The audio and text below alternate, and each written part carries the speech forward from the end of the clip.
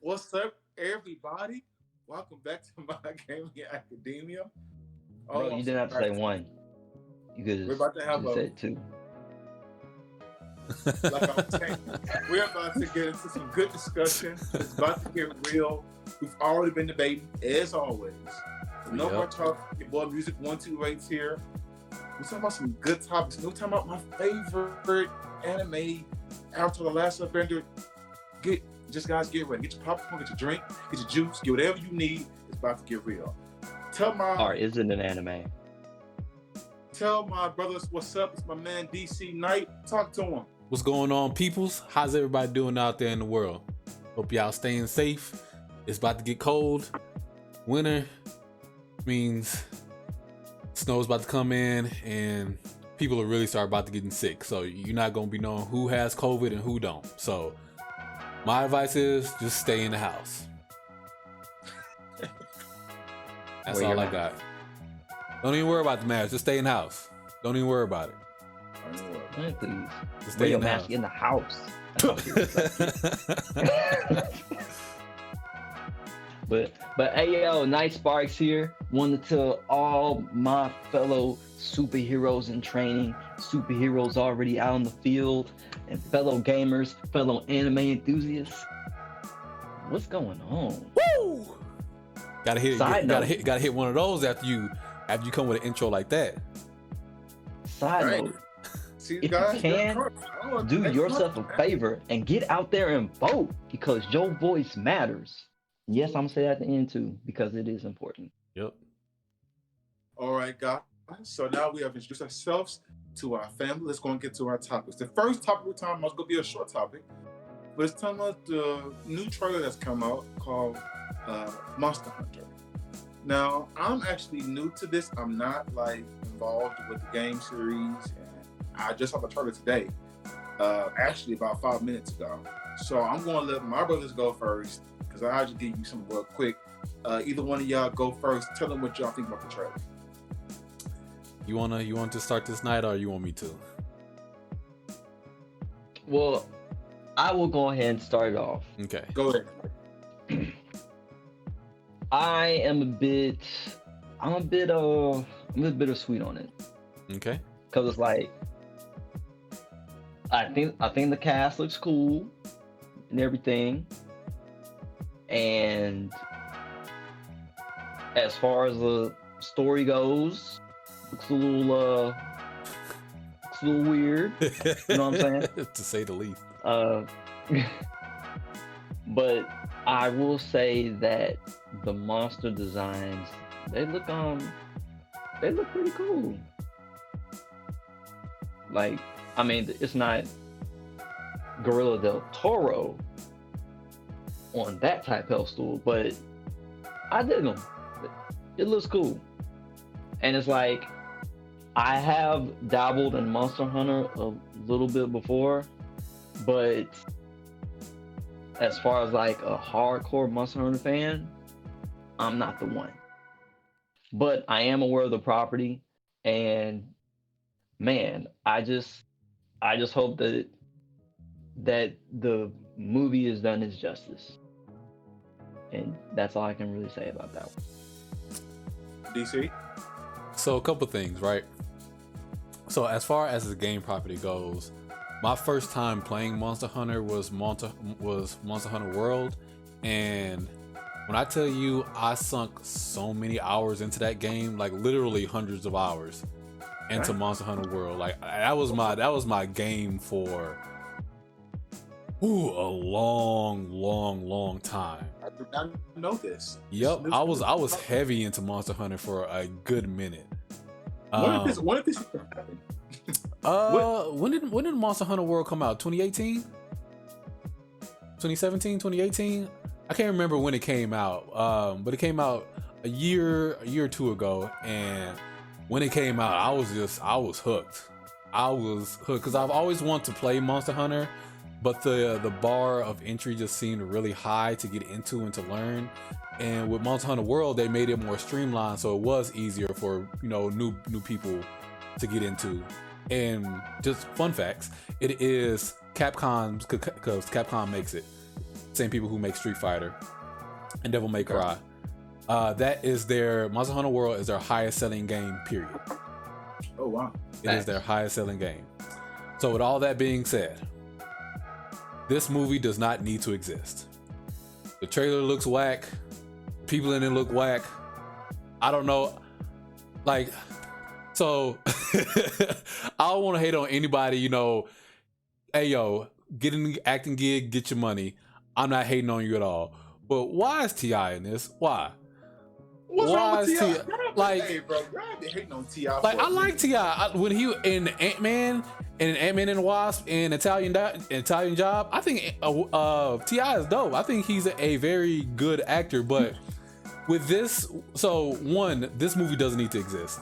Two, we just need to stop making live action video game movies. I think that as live action video game and anime movies. I don't believe that. But. Because I disagree. What's one good live action video game movie? It just came out last year. What's that? It just came out last year. The girl with the sword. Look at the name real quick. It's the girl with the sword. She was like, she had big eyes. It was talking about League of Battle Angel. Yeah, that's not a video game. That's based off of a manga. It's anime. Okay, video game, Mortal Kombat. That when's the last time you watched Mortal Kombat? 4 months ago when I bought the song too. For that, hey, that soundtrack. The soundtrack goes hard, but Mortal Kombat 1 is good. 2? Yeah. Mortal Kombat 2? I didn't say Mortal Kombat. I said Mortal Kombat. Mortal Kombat 2? Mortal Kombat 2. I said Mortal Kombat. Let's go down 1. the list. Super Mario Brothers. I used to. Hold up, man. Super Mario Brothers. I said Mortal Kombat. World of Warcraft. Throwing this in there. Monster Hunter. Resident Evil. Resident Evil, the first one was good. That was a C at best. It was a C at best. It was a C at best. And again, if you, and we're gonna go into this later, if you have this property, if you have this title and this name that's tied behind such a rabid fan base, why then would you go and change it? From the outside looking in, since we hadn't played the Resident Evils, there was a lot of just them throwing stuff at the wall, which is what they're doing with this Monster Hunter movie. And so, like what they did with the live action Avatar: The Last Airbender movie, they took the property, threw a whole bunch of stuff at the wall, and it ain't work.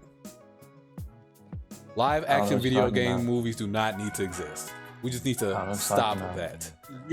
We need to either hold on. I will say this. Hold on. We either need to animate them, because animated properties like that are always better to me, or just keep them as video games. It doesn't need to be live action. Dragon Ball Z, Dragon Ball Evolution. One of the hardest movies I've seen in my life. Why is Goku? See again, why is Goku in high school? Why? That was. I'm done. Monster Hunter does not need to exist. The trailer does not look good. I see your passion coming out of Monster Hunter because you're obviously, you really like the game, and I'm seeing your passion coming out. I see it loud and clear. You have the right to have your opinion, and you could be very much so correct, because yes, for the main part, movies that come from animes and video games suck. That is true. I do believe there's always, Mortal Kombat is one of my favorite movies I saw when I was a kid. Now, I never would have had that movie if it was based off that perspective that you should never do it. And Mortal Kombat, so I would say Mortal Kombat is the exception, is the outlier. Because, again, Mortal Kombat 2 is not good. But the first Mortal Kombat was good. I'm not saying that. I said you. All I'm saying is. Mortal Kombat. Yeah, nah, bro. But I mean, you can't base that off of outlier like you said. I'm just saying I would have never had that movie. Hey man. That's all I'm saying. So, hey, man. If I get to I would like to say something. What you gonna say? I would I like got to my, I say ain't got to my point yet. Go ahead. What you gonna say? What you gonna say? my bad, man. Go. No, bro. We on time chain. Go ahead. What you gonna say, bro? Go and say it. Yeah. Well, I mean, there was one good movie that came out. What's that? Detective Pikachu.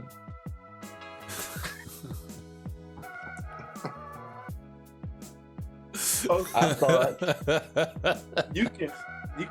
I thought it was pretty lovable. I mean, it So, wasn't okay. super hardcore or anything, but I dug it a little bit. Detective Pikachu, the game was, the premise of the game was like an offshoot of the actual game, because Pikachu was just talking, and he was voiced by Danny DeVito. Like, when they knew when they were making that game, like, okay, this is just kind of, we're just having fun with this. We're not really taking this too seriously. Facts. That movie was. You're talking about in the game, right? In the game, Pikachu was voiced by Danny DeVito. In the movie, he was voiced by Ryan Reynolds. Yeah. So again, just from the game concept, you have Pikachu voiced as Danny DeVito. You're not taking it seriously. You already know you're not taking it seriously. I still like the movie. I thought it was fun. Well, that's good for you.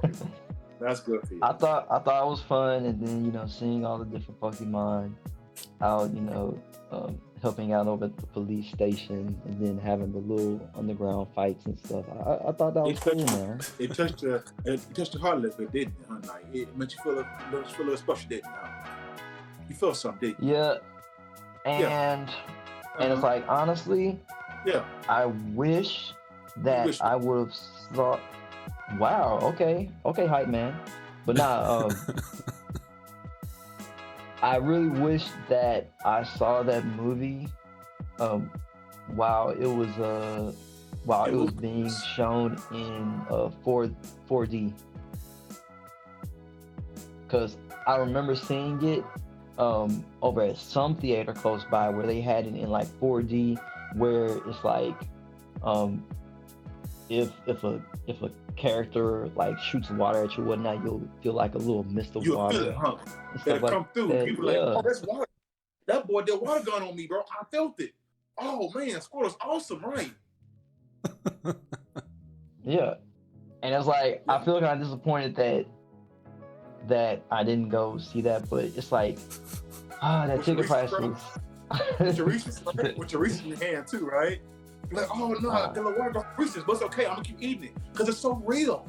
Charles, I did a flamethrower. I feel heat. Oh my gosh, guys, right? Well, it's like I never felt the need to see a movie in 4D, and it's like that movie was to work, right? Before D, that movie, right? I mean, yeah, cause like man, with all the different Pokemon doing different stuff, Absolutely, absolutely. And I know you sound like super sarcastic, and you make me feel some type of way about it just because I'm an emotional human being. Sure. But you obviously don't care. Yeah. But you know what? Yeah. Yeah. Continue. Right? 4D, awesome. This guy. Like I was saying. Bro. Yeah. So I saw the movie trailer, make it fast and quick. Movie trailer's pretty cool. I'm an outsider looking in, so I don't have the same concept of knowledge that these two have. So my perception of I'm just go see if it's a good movie or not. Comes out in December. I'm not going to go see it in the movies probably. I'll probably wait to come out like on Amazon Prime, like a rent or something. As long as it's not like $20, I'm not watching it then. But yeah, I'm gonna just watch it, see what it's about. I don't really have any opinion about it. I don't have any bias about it. That's all I have. Because I mean, it looks like an action film. Maybe cool, maybe not. I don't see it being like no major big film. I just see it being like a little, I'm bored tonight. Throw this on kind of movie. So yeah, that's my opinion about it. Damn. Yep. But let's move on to the next topic. If y'all didn't see that trailer, go watch it. If you have an opinion from us, put down the topics. If you watch this on YouTube, guys, put it in the comments. You know yes, what I'm saying? Please tell everybody why I am correct and this movie doesn't need to exist. Please. Yeah, tell them. Well- Because if y'all Monster Hunter fans, y'all probably like DC. Why is this happening? This should never be happening. So, But Monster Hunter it is really like popular in Japan, like crazy popular. It's popping in the States. But because of Monster Hunter World, it's really popping like all over now. But not like there to where there's like freaking billboards and whatnot. They're like showcasing the video game. Well, Japanese, they be doing different stuff, so. They do it big, bro. all right, guys, let's go to our next topic.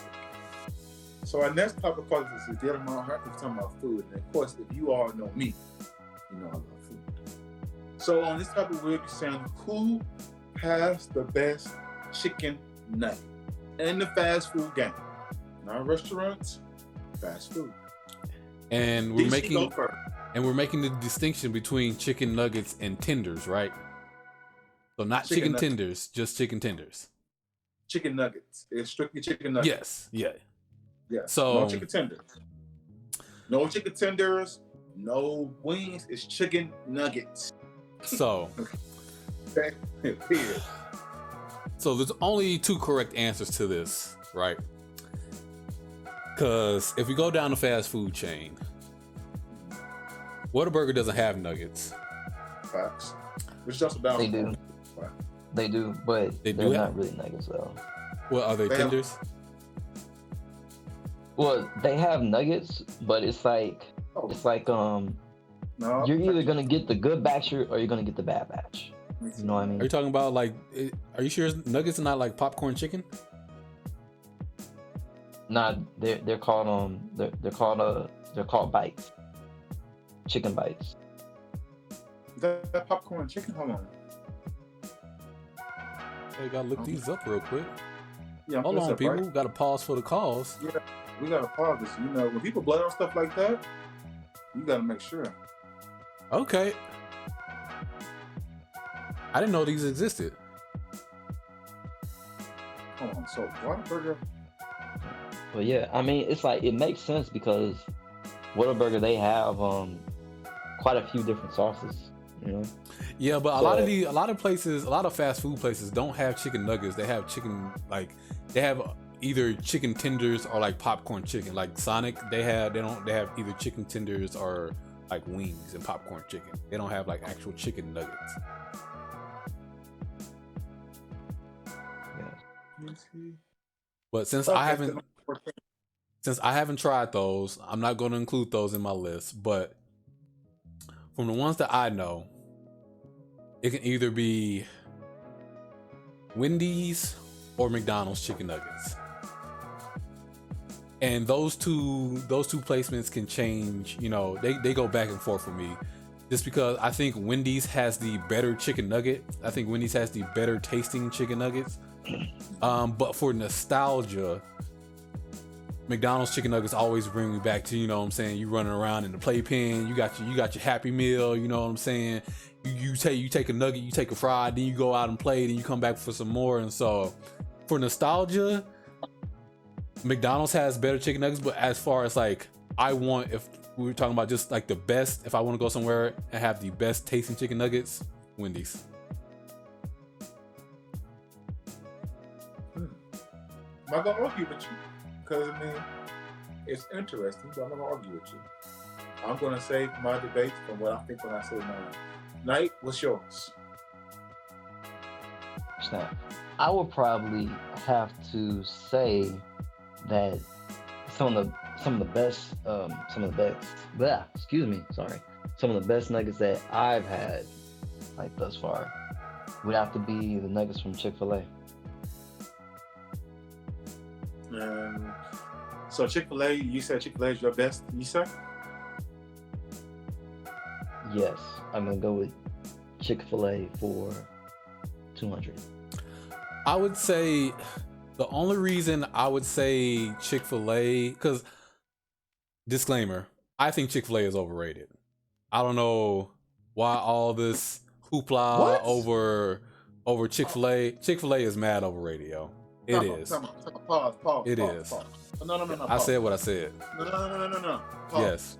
Have you had the little chicken minis for breakfast? I've had everything, almost everything on the Those menu. Sweet, honey, delicious. I've had chicken everything nuggets on the menu That's apart from a salad. Bro, Chick-fil-A I is think you- overrated. Chick-fil-A I think is you- overrated. I think you just might be going to the wrong Chick-fil-A, bro.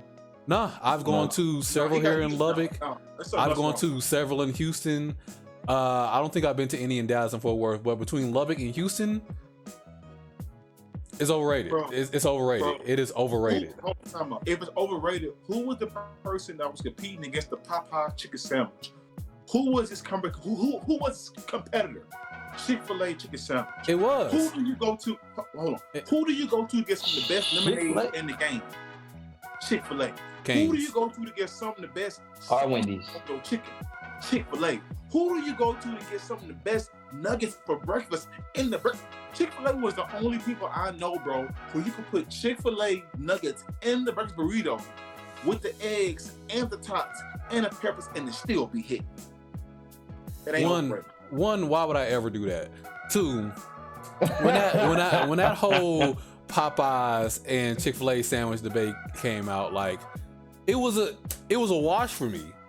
Like Popeyes always, in terms of just chicken and taste of chicken, Popeyes has always been better than Chick-fil-A.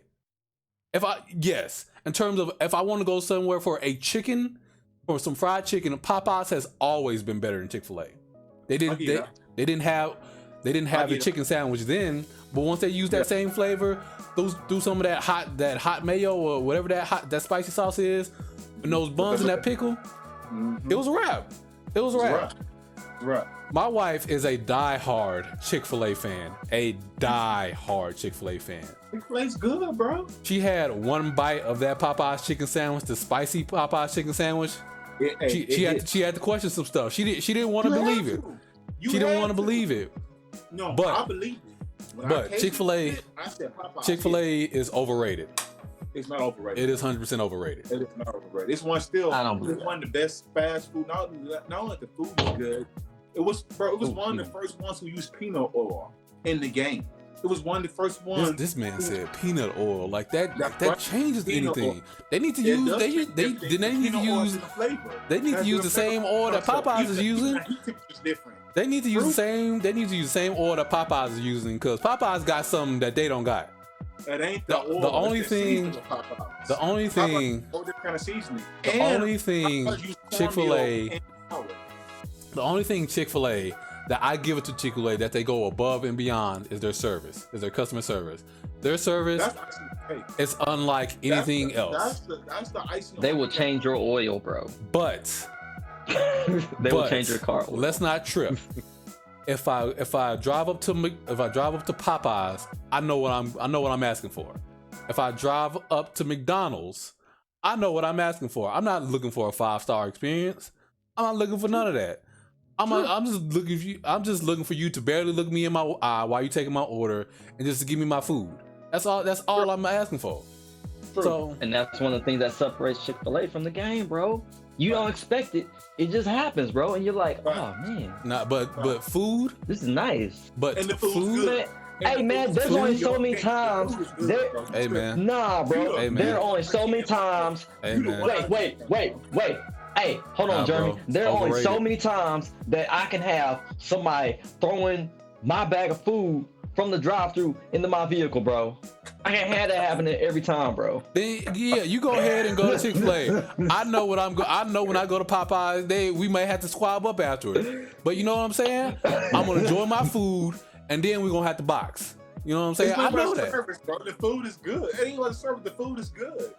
I'm not saying. Let me go get to mine because it's whatever, bro. I can't be whatever, bro. Yeah, So I said it. my first one, I agree with you. It's Wendy's. When it comes to the best flavor nuggets, bro, it's Wendy's. Wendy's have seasoning. Wendy's Mhm. have flavor. Mhm. When you bite into it, bro, you taste it in the back of your platter. Mhm. Like, okay, I taste the seasoning. I taste the hit on here, man. Yeah. They got that little bite to it. It hit. When it comes to nuggets, Wendy's hit. Period. Now, my second, I chose Chick-fil-A because when it comes to nuggets, man, it's always been a competitor in the game, Chick-fil-A. Not for you, of course, I see. Well, not for you either. They got the silver medal. So I'm good with that. They second place. Yeah. They second place. Yeah. Wendy's is first place. Yeah. Period. Yeah. It ain't no other ifs or buts about it. Chick-fil-A is just the first loser. It's all right.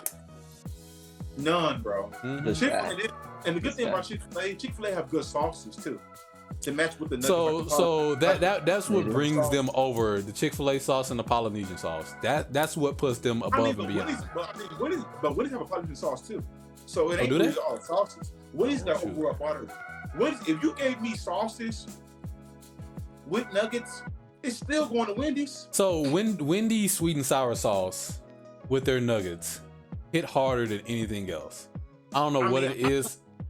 I don't even need sweet and sour sauce with Wendy's nuggets. It's so good, eat it by itself. It's good. That sweet and sour sauce just takes it to a new level. I don't know what they do. I think they put like crack in that sweet and sour sauce, but I don't know what it is. I think it's more so of the spice and the sweet.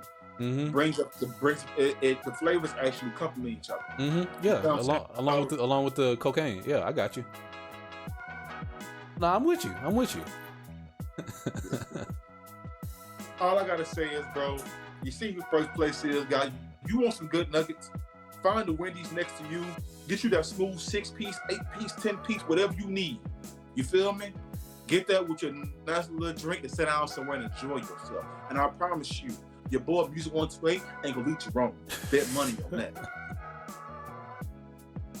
All right, guys, going to our next topic. All right. Plus Chick-fil-A has some good grilled chicken nuggets too. Man, get that out of my face. Get that out of my face. I don't want nobody. I don't want no grilled chicken nuggets. Thank you. Ain't nobody going to the doggone. Most people. I was just saying, bro. Nah, bro. No, throw that in the trash. You can keep that, bro. You're not going to go get a grill. You might as well go home and do it. You might as well go to the stove, grease some chicken tenders, cut them in dices, and grill them bad boys. It's the exact same thing. When you want Chick-fil-A nuggets, bro, you want some fried nuggets. You want some grilled nuggets, man. I'm talking about grilled nuggets. I said that's blasphemy. I want no grilled nuggets, bro. Hey, I was just saying. I was throwing the option out there. Nah. Keep that, bro. No one else had that option. You know what I'm saying? Keep that. Had to be said. No, bro. The option is there. Well, you know what? Good. Happy you know. I guess you can do that with your 4D for Pikachu. All right. So. Why are you hating so hard on 4D films, bro? Bro, so a 4D filming experience. Just because you don't want it doesn't mean the rest of the world want it, bro. It's an awesome experience. Dang. I agree with you. Awesome experience, bro. It's awesome, bro. Nah, man, because you over here talking about, see, man, that didn't even come up throughout the entire conversation until we was almost done with this topic. So you obviously got some heat on the 4D experience, bro. Bro. Why is that? Hold on, bro. What's wrong with the 4D experience, bro? Bro, I can't have that experience, bro. I can have Squirtle doing the Squirtle and then doing the thing at me, bro. Nah, man. You wildin', bro. You was so wildin'. You were trolling, bro. Bro, 4D so awesome, bro. You were trolling. Nah, bro. All right, bro. So, it's over, man. It's going to be my heart's on my sleeve, bro. For all my avatars. Fans out there, for all my Legend of Korra fans out there, tune in. It's about to get real. So, when it comes to Legend of Korra, man, as I kept watching it, I started getting a better perspective on it. And I really started seeing, like, you know what? It actually has things about it that I do like about it. And it does have things that I actually do appreciate about it. First of all, the Legend of the Last Airbender, the main villain was a dictator, which was Fire Lord Ozai. And when it comes to Legend of Korra, it was 4 villains. You know what I'm saying? Originally, it was going to be 1 season, which would be Almond, which was one villains. But then that changed over time. But then it became 4 villains because they created another 3 books. With those villains, one of my favorite villains was Azahir. If you ever watch season 3 of Legend of Korra, his ideology. Spoilers. Spoilers. Yes, this is major spoilers for everybody. Wow, His just ideology doing is really good. I love the way he thought about things. I love his intuition, and I love his the way he thought. You know, it was good. Even Kabir, which was the season 4, where she thought was even good. The first one, Amon, was even really good too. Unalak was but all of them have their own things.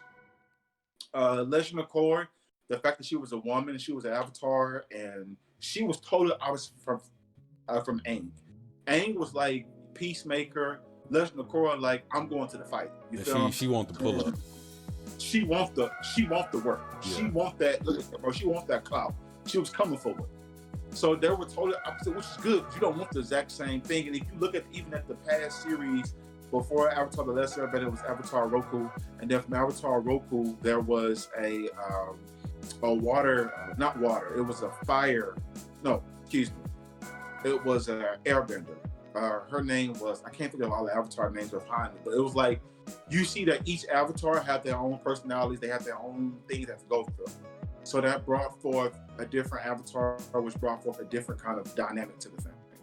Even in Legend of Korra, they had one of my favorite episodes, which was the Avatar: The New Beginnings. I checked about Avatar 1 and season 2. So dope.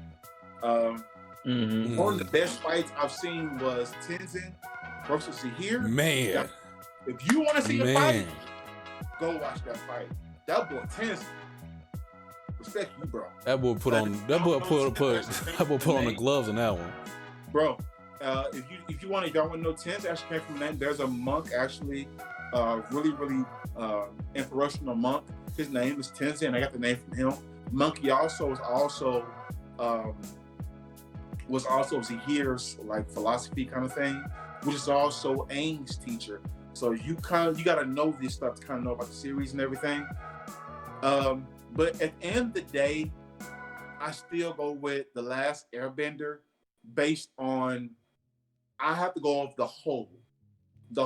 Like if we were talking about certain things, that's a different argument. But we're talking about a whole for everything. The Last Airbender brought everything, literally every doggone thing, and that's my thing. I believe The Last Airbender is, to me, a better series, and it's a better overall for all 3 books. It's it. But I would tell anybody, go watch Legend of Korra. Some people say it sucks. It don't suck, okay?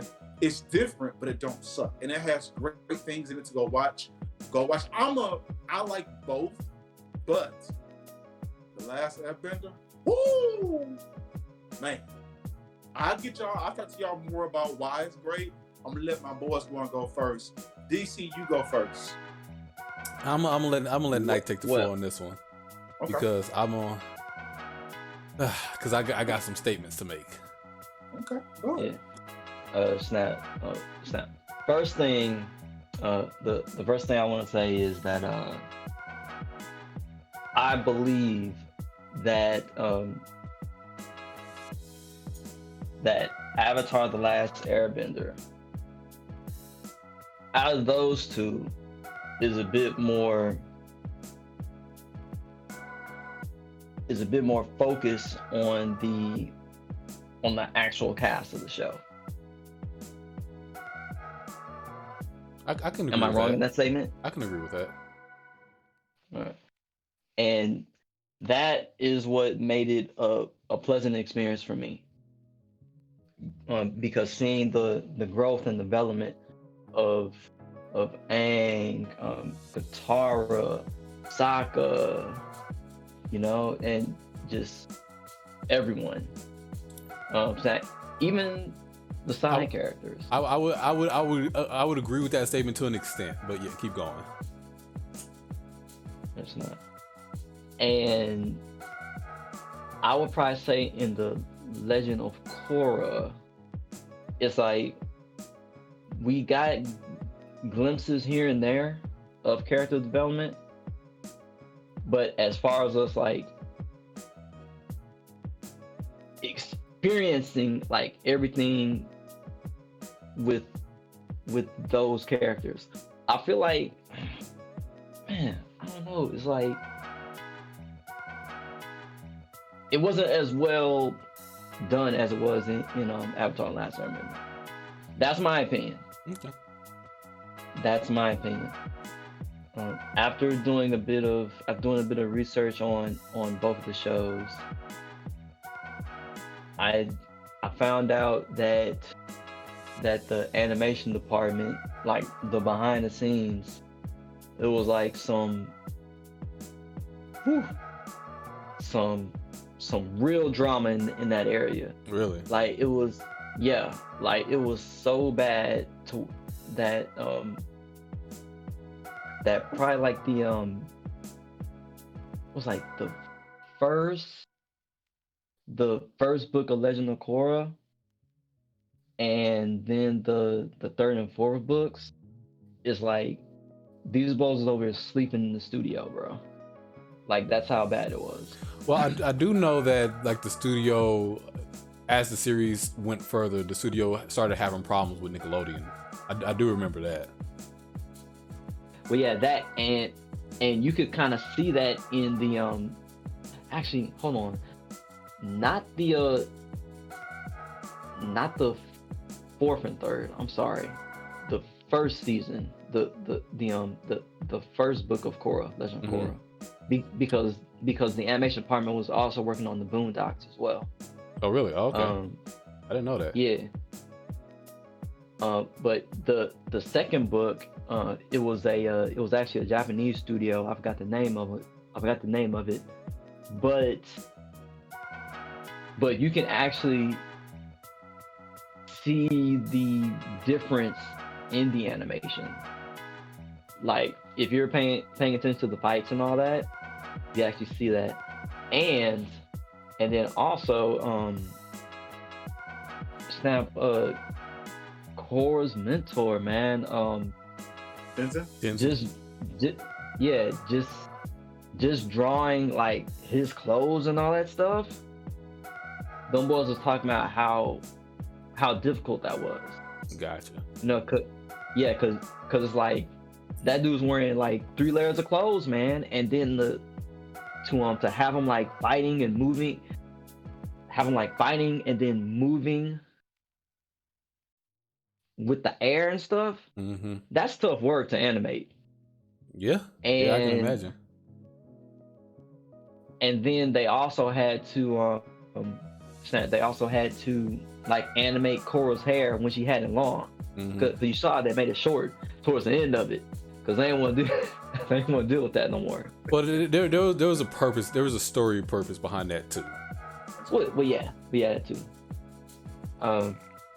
What's that? And then I would probably recommend Legend of Korra for maybe probably like 13 or 14 and up. You know what I mean? All right. Just cause there's a bit more maturity, in Legend of Korra. Yeah. That you don't see in Avatar: The Last Airbender. Mm-hmm. But both of the shows are good. But as I said, I like Avatar: Last Airbender a bit more because those characters are like so memorable to me, and they were so memorable that it's like I wanna say that Legend of Korra wasn't trying to play off nostalgia, but it's like a lot of fans from Avatar: Last Airbender, the first series, they were weird.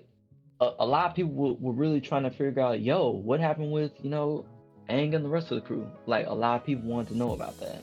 Yeah. Now, granted, That's kind of hard to, because when you want to create a story, right? Do you want to continue the same story of the existing characters, or do you want to like tell a new story and just kind of have them drop in? You know what I'm saying? As a creator, that's kind of like a hard tightrope to balance. Yeah, for sure. Now, granted, they did have a few comics that actually went into a few of the characters. Like, there are quite a few people that wanted to know, like, hey, did Zuko ever find his mom? Yeah, they had a story about that. Yeah, it was real good. Yeah, that was in the book and the comics.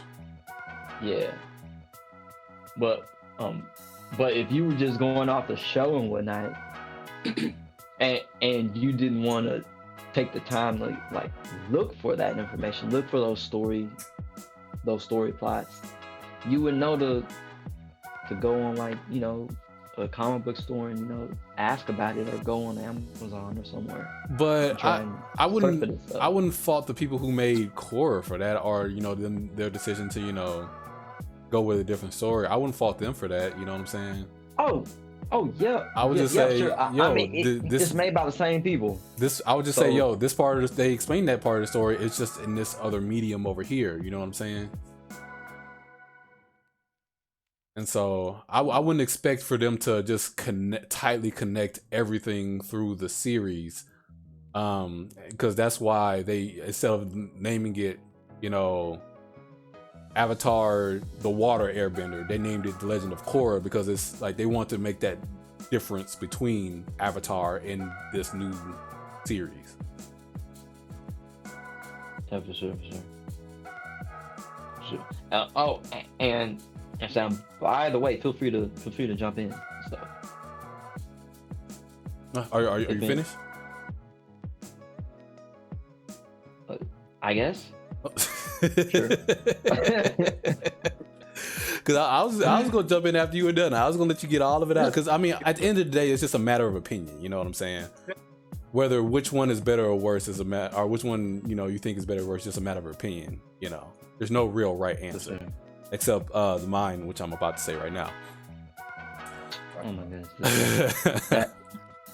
Now, yo, I'm not gonna lie to you though. Like I previously mentioned, the fight choreography that was in Legend of Korra, phenomenal. Yeah. And it's like, for that to in anime, a lot of stuff gets recycled. Yeah. Like a lot of animation, stuff like that gets recycled. But with this not being an anime, being a cartoon that's created out of like Korea and whatnot, it was a delight to see the frame by frame animation pieces, especially for the action. Gotcha. For sure, definitely in season 3 where they showed even new bending, like lava bending. That was dope. That came from like the Red Lotus. The guy in the Red Lotus, he was a master bending and earth bending. And he also learned how to do lava bending, where he could turn the ground to lava. That's fire. So there was definitely like Zahir flying. No pun intended. So I mean, there was definitely but go ahead, DC. But yeah, I was like, my bad, bro. I was talking about the animation and then the character expressions and all that stuff, you know. But yeah. We got you, man. Can I say my point, please? I thought you said you was done and I could jump in, but you just kept going. All right. My bad, bro. I'll tag you in, bro. But yo, that's not the rope. So I really like. So I'm the odd one out with this discussion, because I think that The Legend of Korra is the better of the two series. I think that I do agree that with Night that in Avatar: The Last Airbender they followed the side characters better, and you saw that you got to see their growth and things like that. But I think that Korra, they followed in the last in Legend of Korra, they followed her growth better, and they followed the growth and the ideology of the villains better. Because, like you said, in Avatar: The Last Airbender, the main villain was just a dictator, and that was it. He was just evil. But in Legend of Korra, every villain had an ideal that they were fighting for. Like I'll pull up the list right here because I can't remember all their names. Amon with the anti-bending establishment. Yo, that was such a great idea to have this person like kind of congregate and rile up people to say no, airbenders are bad. They're trying to, and to try to treat the bending people, whoever could been like second-class citizens, and they start to like get in fights and like ostracize them. And I thought that was such a great idea for a villain. Same thing with Zahir. Oh, that fight scene, bro. That fight scene with him and Tenzin. Oh man, Zahir was a great villain, and his ideology was great as well. And I liked the story of Korra herself, how she had to struggle, through a lot. And a lot of that struggle was that she couldn't, and the writers wrote this in this way because, of course, there were going to be comparisons like we're doing right now between her and Aang. And so they wrote her the way they did was because to try to juxtapose her to Aang's character, because she would have to struggle through a lot just to say that, her character isn't going to match up to Aang. But she's not meant to match up to Aang. She's meant to be her own character. She's meant to be independent from that. And that's what I really liked about how they told the story of The Legend of Korra. And I really liked Avatar: The Last Airbender. I really liked it. But to me, the show became the first season was okay. Like if I went back and watched it, the first show is really kiddie and is very playful, happy-go-lucky, and it's just okay. For sure. The series really hit its stride with me when they introduced Toph, and then when Zuko they really start to flesh out Zuko. That's when the series really started to hit its stride, because they added two characters. They added two really complex characters, and then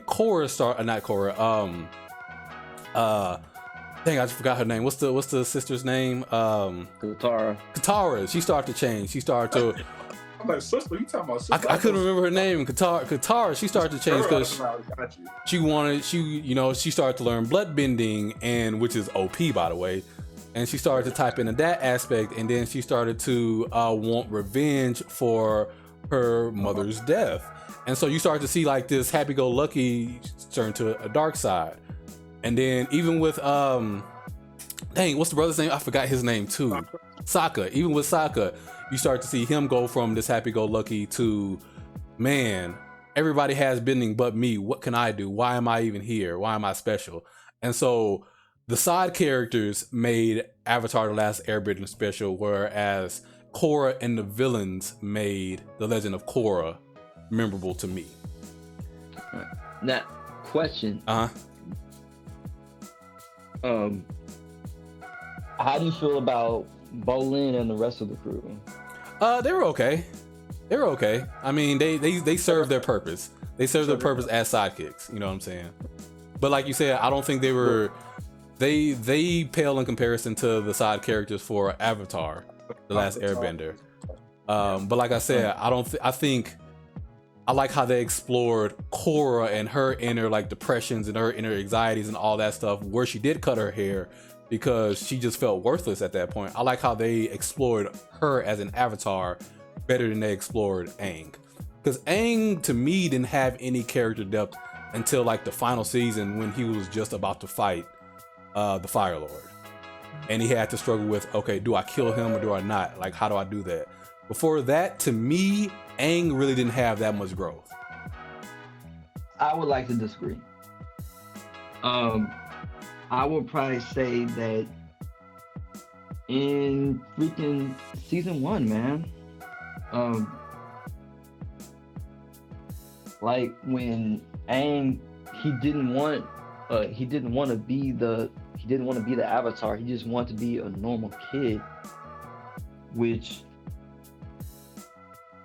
caused him to be dormant and then wake up like 200 years later and then sit here and talk about it with someone else, you know, to get his thoughts on it, how he didn't want to fight or anything, and Okay. he was just some scared kid. I hear what And you're saying. then- I hear what you're saying, but after that first season, how did he grow?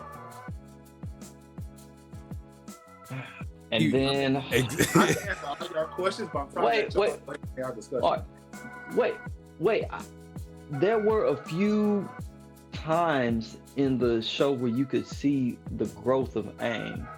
And I'm talking about when- I'm not talking about like power level or anything like that, or him learning a new skill. I'm talking about like just character growth, where you can say, oh, this moment I can see where Aang changed, because I can do that for Zuko, Katara, and Sokka, and even Toph to a certain extent, but she was largely the same character throughout the whole series. But I can do that for those other characters, but I really can't do that for Aang. And see, for me, I would say to me, Aang and Korra to me are similar in that aspect. Whoa. Korra to me began to change the most during season 4. The first 3 seasons, she was always the first one, like, I'm gonna do this, I got this. Which also led to her dealing with more problems because she wasn't ready. The biggest reason why I was kind of confused on Legend of Korra is because the Avatar bends 5 elements. It's not 4, it's actually 5. He bends, of course, earth, or she or he. Earth, fire, earth, wind. We also bend ether, which is the Raven spirit, which they explain that in Legend of Korra. She didn't really start to even really tap into her spiritual state until, I want to say, season... I mean, you could say season 2, but she was going against Unalaq, is his name, right? Yeah. But even with that, what made me the most... Season 1, I was fine with Legend of Korra. I wasn't, like, mad about it or anything yet. Because honestly, I was happy when that boy Aang came in that last episode. And y'all know me, I love quotes. So I'm going, Man, dog, I'm over getting high, bro. God dang. That boy Aang said, when you reach your lowest point, you're ready for the most greatest change. And then he, of course, was able to open up all of her chakras again, and then start bending, and she got to step into her spiritual state. But even with that being said, I mean, we're just talking about Legend of Korra, and because I can talk about other stuff with the cast members, like I can talk about stuff like that too, which I'll talk about that more in a little bit. But just like that, Korra to me started to change in season 4. Season 4, she started understanding, okay, I just can't come in here and do this because I'm the Avatar. I have no right to do that. She was talking that even with like Kavira. She said, Kavira, I see myself in you. I do the exact same way where I feel like I need to change it, so I'm just going to do it. Without really understanding that, like your boy Zahir said. Your boy Zahir said a quote that was deep too. Your boy Zahir said, he said, responsibility, no, to do an action without responsibility is selfish. That was the year quote. That's what he told. That's what he told Korra when he was actually helping her. In season 3, he was actually helping her to get back, because she's been fighting all these villains. She started going mentally crazy. She was going through a lot. And I'm saying they both were going through a lot at a certain point. The Aang fight was more so internal. Korra fight was more so external. They were so obvious. There it is. But they didn't start really changing. I would disagree with that. I would say both of their fights were internal. No, because Korra didn't really start changing until the villains made her change. Well, she wasn't gonna ever change herself because Korra wasn't a spiritual person. well, yeah, She was yeah, a but she still had in to. your face kind of person. Yeah, that's why I liked. That's why I'm going back to what I said about the villains. I liked how they had ideals that challenged her, and so yeah, I guess when you say external like that, but she still had that internal conflict because that's why I say that she was changing constantly throughout the series because every time she would come up like against a roadblock, she tried to handle it the same old way, she would fail, which I liked. I liked how when she tried to do it this way, the same old way that always worked for her, it would fail. Like when she was trying to learn airbending. No, what was it? It was airbending where she had the most problems. First season airbending. And so second season. Yeah. Second season she was trying to really learn airbending because she first did airbending the first time when she fought Amon. Yeah. In the last episode, but she didn't start really learning airbending until the second season. But, yeah. And so I like that she had to, I have to change the way I'm thinking to approach this because it doesn't work by brute force. And through all of that, like she would come across these situations where she tried to handle it through brute force or through fighting or whatever, and it just wouldn't work until like she had an existential crisis in the last season where she just left and went missing, cut off her hair, was fighting people in an underground cage and losing as the Avatar. And so, and then she had to really come back and evolve to something different in order to beat what was her name? Kavira, yeah. Who was that girl was bad, another dope. And so that girl was bad. Really help her out. I like, and that's why I like Korra more than the Last Airbender, just because it's more complexities and inner workings to me. But when you say that, for the villain, for Korra too. But when Aang had to learn earthbending, he literally had to learn that I have to be more aggressive. Yeah, I can't be always docile. Yeah, he literally had to learn that I had to fall back. Even when he learned firebending, God dang it, Jeremy! I won't say it. Why the fuck you cutting me off, bro? Dang, man, because you cut me off, man. God dang. Over talking about 4D and stuff, bro. You want to go ahead and say it? Go ahead, 4D, go and say it. Go ahead. You got it. Nah, man. Go ahead. Man. I was just talking. I didn't care who said it. I was just talking. Do you want to say it? Go and say it. Nah, man, just go and say it, man. You already there, bro. So even when Aang was learning firebending, and first time he brought Katara, he had to relearn it. His mindset was, I don't want to fire because firebending is dangerous. So then he had to go to the fire, and the master was the dragons. Even with that, learning how Uncle Aura, without even talking about a little bit of his story, that even involved in him learning that, okay, firebending is actually not evil, but it's actually beauty and life with fire. Then he had to fight the Fire Lord, and he had to learn, I can't feel the fire. Wait, bro. Wait. Hold on. Back to the fire. Before he met with the dragons, and then Zuko came across the camp, and Zuko said something to Aang that Aang was like already thinking about when Zuko was trying to link up, and he said, I think you are supposed to be my firebending teacher.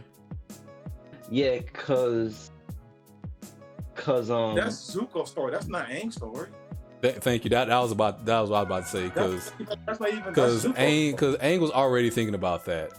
Yeah. Zuko just happened to come along, and again, the side characters. Yeah.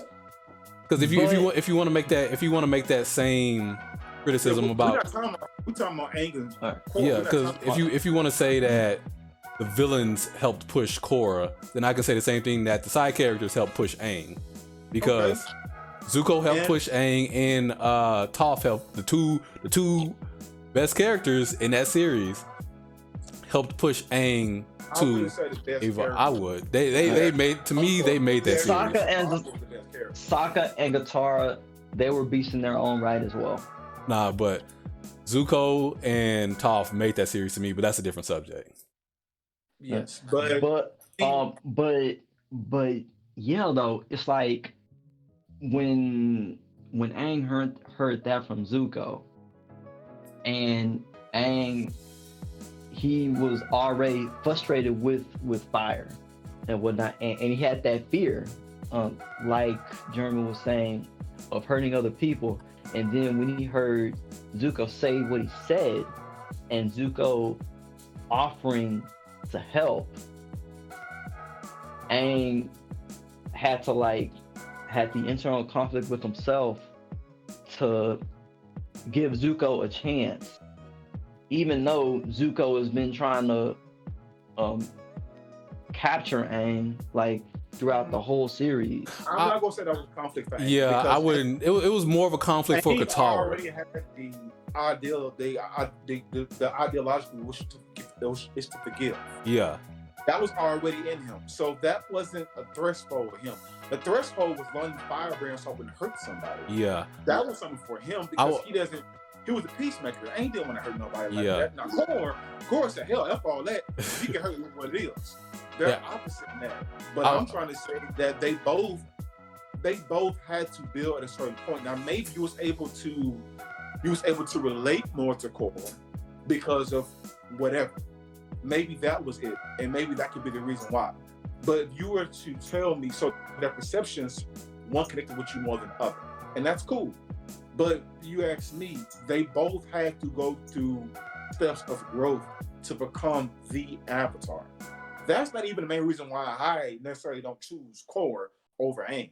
The biggest reason why I choose was more than bigger. It's other reasons. For instance, like in the second season, when she was fighting, which was dope, when Unalaq became the Dark Avatar, that was dope. I always wondered about what that be a Dark Avatar, and it was like dope. That's actually, I was super hyped about second season. I was like super excited until it happened.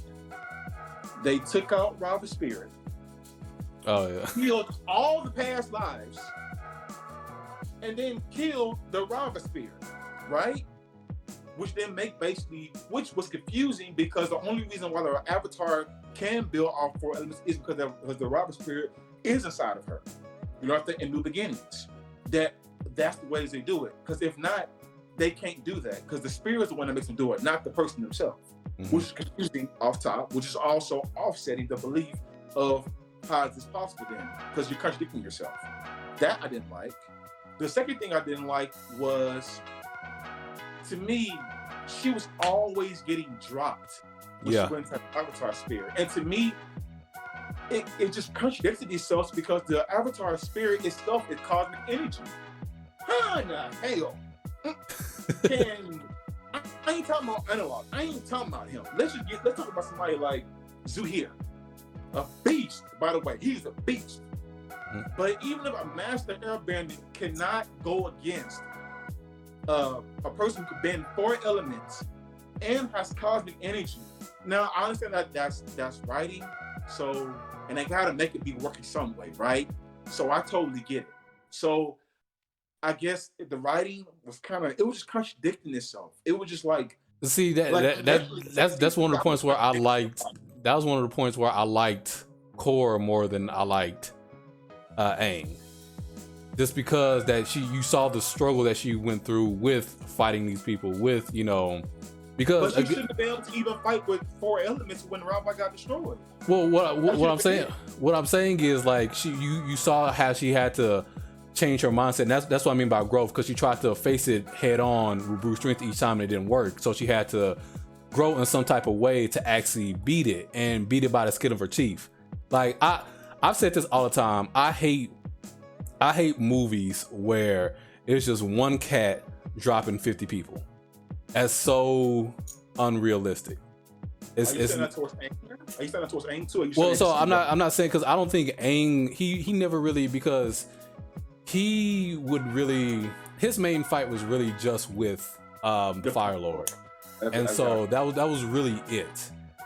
And so if Aang fought the Fire Lord in the first 2 books, he would get dropped as well. There was no real villain like Korra had to fight that Aang had to fight. Like he had to like side villains, like the guy with the explosion head with the eye on his head or whatever, and like little people like that. Because it was a combustion man. Yeah, well, that's what Sokka called him. That wasn't his real name. Well, that's what they called him in the series. They ain't got a boy name, bro. They called that boy combustion man for real. And they had Zuko for a period, and then Azula. Azula was a beast too, by the way. Azula was a beast, but Azula was a beast, by the way. and you Man, she was see, taking time, bro, man. Aang couldn't beat her by himself. They always had to gang up. They always escaped her by the skin of their teeth. The one time Aang beat her was doing the siege against Boston, say when she had that drill, and they were fighting on top, and he went up like real high on the wall, and then he put like a rock in the middle, and he just like came clashing down. Yeah, but he didn't beat her. He stopped the drill. Because I mean, his fight wasn't with he wasn't trying to beat her. He was trying to stop the drill, which he did. No, but I don't think Aang wanted to beat her anyway. I think personally, if Aang had Korra's tenacity, he would be OP. If you ask me, because the thing about Korra, if Korra had Aang's spiritual concept, she would be OP. Yeah. Like if they just combined each other out, Mm-hmm. that would have been like you couldn't stop them. Mm-hmm. But honestly, because I don't want to talk, we talked this for about 10 minutes. Yeah. I mean, honestly, guys, if you could see this series, are both of them are good. But one person we did not mention that we should always mention is my boy. Oh Lord, that's why you like. That's why you like. Hold on. The Last Airbender. Hold on. Let me tell y'all something. Uncle Alboy. Lord God. Dropped so many gems. I ain't. What the hell, man? Let's say you're having a bad day. It's Thursday, something happened, and you don't know who to run to. Unless you're praying, of course. You need to be praying, of course, too. But whatever you believe, look at her. Uncle Alboy, bro, will give you that work. Uncle Alboy dropped so many. He was not going good. He showed up in Legend of Korra. And I keep telling you, I'm going to tell y'all one more time. The first time this man came on the scene, that boy dropped knowledge. As soon as he came, that boy dropped nuggets. That boy dropped nuggets like McDonald's, bro. He just dropping them, bro. He just dropping them, bro. That boy dropped nuggets like that boy said, as soon as he came on the scene, he said, Korra, it's so good to see you. She, Arrow, because she got the spirit inside of you, feel me? That boy said, Korra, things could be seen. These things seem fearful in the dark, but welcome in the light. And then smile and commercial. I said, hell, I can't do it no more. I came out the room. I said, I gave him some water. She said, what's wrong? I said, Walker, he keep making me get emotional, man. I'm trying to be cool. By the way, if you want to see an emotional scene and get you start crying, I still will cry a little bit still. And I don't mind seeing it. Go watch Tales of Boss Sensei. That boy got a song called Leaves from the Vine. Oh my goodness. Bro, that song. Don't spoil it, man. That boy Don't said, spoil it. Leaves from the Vine. Fall leaves. Don't spoil it, man. Like, yo, if you ain't watched The Last Airbender, it's on Netflix. Go watch it. that Avatar, when did The Last Airbender end? 2000 and like I want to say 2006, 2007, 2008, 2000, somewhere between the late 2000s, like right there. So I remember graduating out of high school. I had to get all back for a year because I had some stuff going on. But I want to say it was around 2007 or 8, somewhere around that time. That's when it ended. I remember watching it with my mom. We was eating Timmy Chan's. It was July 19th, 2008. We are 12 years removed from the finale of Avatar: The Last Airbender. If you ain't watched it now, bro, you out of luck. I'm not, nah. You go watch it. And there are certain fight scenes, by the way. I'll just name a few real quick. Go watch the Crossroads of Destiny. That's a dope fight scene where Aang fight against Azula, and this boy over here making diamonds become his whole entire body. Katara making freaking octopuses with water. Go watch the Puppet Master where he's talking about the blood bending. Dope episode. Go watch the Headband where the Combustion Man came for the first time. Go watch the Earth King. Bro, the fight scene was 2 minutes and 10 seconds, y'all. It was 2 minutes. Go watch it, man. I can't tell y'all no more. Legend of Korra is good, but bro, Okay, let's move on. Knight, you want to say one thing before I move on to the next thing, man? Because it's woo. Go ahead, bro. You got something to say? Go and say it. Check out the story content as well, and keep an eye on the history of Zuko versus Azula.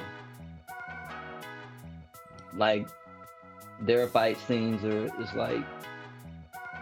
it's something to behold, and it's interesting. It's like you can see the storytelling of their history whenever it is that they fight. Like, the storytelling of the history, the growth and decline of each character throughout each of the fights between Zuko and Azula. I always thought that was interesting, and you could really see the display of it in the last fight between them.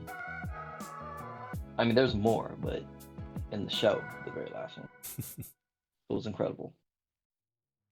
But guys, you know what? We've actually kind of gone a little bit over our time. Yeah, we have. Having these great debates, having these great topics. I hope you all have enjoyed it. I hope you enjoy our passion, because these are things we're passionate about. Please stay tuned for our next episodes coming out next week, because that we're going to be talking about the creators leaving the live Avatar series coming out on Netflix, which is going to be another big topic. We just couldn't make it fit all in one time because there's just so much good deliciousness. We couldn't put it all on one plate. So come back for the next, like Food Wars. We're going to get y'all ready. It's your boy Music 128. Thank y'all so much for watching. I love y'all like soul food. Y'all see some good food. Check out Food Winners. I'm doing an omelet series right now. Go check it out. I made a crab omelet. Y'all, it was so good. Go check it out. That's all I have for y'all. Much love. DC Knight, what I got to say before we roll out of here? Same thing. This is not changing. Stay safe. Stay blessed. It's sixth season. Stay in the house. Stay safe. Stay blessed. Stay in the house. That's all I got. Night. All right. And for me, I want you guys to also stay safe. And if you haven't done so and you are eligible to vote, do it. Early vote, get it out of the way. Research those candidates. Do your due diligence, because your voice matters. And also, if you have anything that you would like to add to the topics that we discuss, go ahead and leave a comment over on YouTube. And if there's something that you like to hear us talk about, leave a comment on YouTube as well. Locals, oh my goodness, not local. I meant Anchor. I'm sorry. Anchor, leave a review, and also feel free to shoot us a DM over on Twitch or Instagram or any of our other social media platforms. Yep. And Apple Podcasts. Yep. All of our social medias are down below. If you're watching the video version of this, all of our social medias are down below. So be sure to check that out. And like Knight said, leave a review on everything. iTunes, Please. Google, Please. Spotify, Anchor, Overcast, everything wherever you're hearing this, leave a review. YouTube, drop a like, leave a comment, show us some love. Most definitely. And until next time, guys, we'll see y'all soon. Much love. Cyberpunk 2077, get ready. It's happening.